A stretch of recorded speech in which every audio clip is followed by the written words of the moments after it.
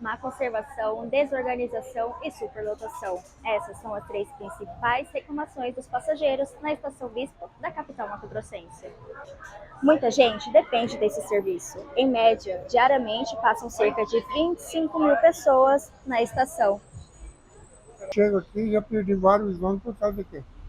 Péssima, né? Porque nas horas de muita gente fica lotado, não funciona, né? Principalmente no bairro onde eu moro, no Parque Cuiabá, a demora do ônibus, a superlotação do ônibus, aqui também, depois da pandemia, sabemos que o Covid ainda não passou, ainda tem um perigo que nunca vai passar, assim como a gripe, como as outras doenças, então a superlotação, essa respiração no mesmo lugar, então causa um grande problema pra gente, tipo assim,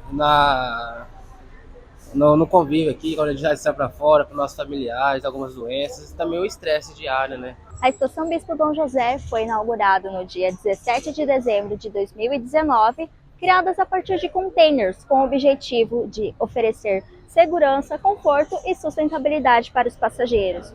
Porém, é visível que hoje ela se encontra descuidada e esquecida.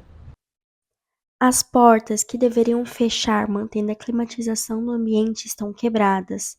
Os ares condicionados funcionam por pouco tempo, e o que deveria ser um lugar agradável em uma das cidades mais quentes do país se tornou um tormento para os passageiros que se apertam dentro de um container. Eu acho assim que eles podiam fazer alguma coisa. A passagem não é barata, né? Tá certo, a gente de idade não paga passagem mais, mas a gente já pagou muito. Eu costumo falar lá para as minhas filhas, né? Eu vim no meu ônibus. Mas a senhora já comprou um ônibus? Falar, pelo tanto de passagem que eu já paguei, dá de comprar um ônibus. A estação promete Wi-Fi e espaço para carregar os seus celulares. Porém, o Wi-Fi não conecta e, como vocês podem ver,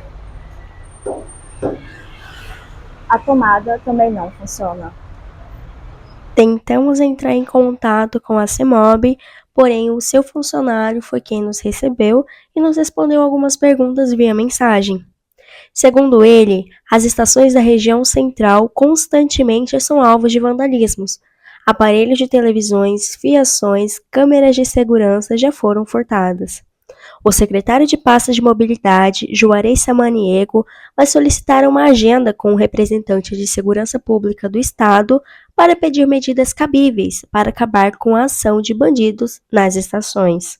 Doriane Azevedo, professora de urbanismo da UFMT, Universidade Federal de Mato Grosso, também comenta sobre a estação. Bom, a gente pode falar não só com relação aos terminais, mas com relação a toda a estrutura urbana, aqui de Cuiabá, mas de certa forma também no país como um todo. Nós brasileiros não temos também uma política clara de manutenção, né? Então, pensando especificamente sobre toda e qualquer estrutura que tem um uso intenso, ele com certeza exige, aliás, uma política de manutenção. Quando eu falo uma política, né, ações continuadas, enfim, tudo mais, ainda mais reforçado, né? Eu estou falando isso assim, eu tive em contato com colegas do metrô, né, de São Paulo, e isso lá no início dos anos 2000 eles já tinham, né, quer dizer, o tempo que existiu o metrô existia desde o início, já na formulação do metrô, uma política de manutenção predial. Eu estou falando predial aqui por causa das estruturas, enfim, mas claro que também toda a questão dos trilhos, né? Então a gente está falando isso para a cidade como um todo, né? Da mesma maneira que a gente vê que não tem uma política de manutenção dos nossos espaços livres, das nossas praças, não tem uma política de manutenção dos nossos museus, não tem uma política de manutenção, né, das nossas unidades de saúde, ou seja, da estrutura urbana como um todo, e todos esses elementos que o compõem, a gente vê que não tem. O que vai acontecer? Normalmente a gente vê placa, agora é uma reforma, né? Mas assim, quebrou uma maçaneta da porta, você não vê uma política ali que, né, já vai ter uma equipe, enfim. Então, da mesma maneira, a gente não vê isso nos elementos que compõem aí o nosso sistema de transporte público, né? A professora ainda comenta que, há alguns anos atrás, também foi implementado um terminal no local onde hoje é a Estação Bispo. Aí a questão toda é, essa estrutura urbana ali, ela tem essa capacidade de suporte, né, para esse tipo de atividade diária? Eu, sinceramente, tenho as minhas dúvidas, né? Há uma pressão muito grande ali, né? Anteriormente a gente já teve isso, né? A Estação Bispo, ela tinha entre 30 e 45 mil usuários, se eu não me engano, né? Pelo menos essas eram as informações da época, e naquele momento retrocederam e viram que tinha sido um equívoco implantar, né? Por que é diferente agora? A falta de acessibilidade é um outro problema encontrado na Estação Bispo.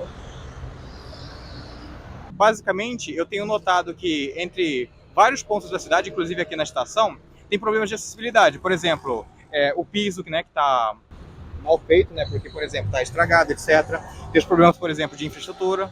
Tem, por exemplo, também a superlotação, entre outros problemas. A instabilidade do piso. O piso, além dele ser íngreme, ele também tem algumas falhas. Como, por exemplo, ali atrás, ó, que apesar de ter colocado um cone ali, aquilo ali para uma pessoa de baixa visão é como se fosse plano. Ela não enxerga, ela acaba se machucando. Então isso é um dano que poderia ocorrer. Em uma pesquisa de opinião feita em grupos de WhatsApp de linhas de ônibus que param na estação, 120 pessoas avaliaram o local de ótimo a péssimo. Dessas pessoas, 47 responderam que a estação é péssima, 40 responderam que é ruim e 33 pessoas responderam que ela é regular. Obtivemos menos de 1% que classificaram a estação como boa. Foi perguntado também para a professora Doriane qual seria o modal ideal, não só para Bispo, mas sim para a cidade em geral. Aí também não existe um modal ideal, existiria a combinação de vários modais.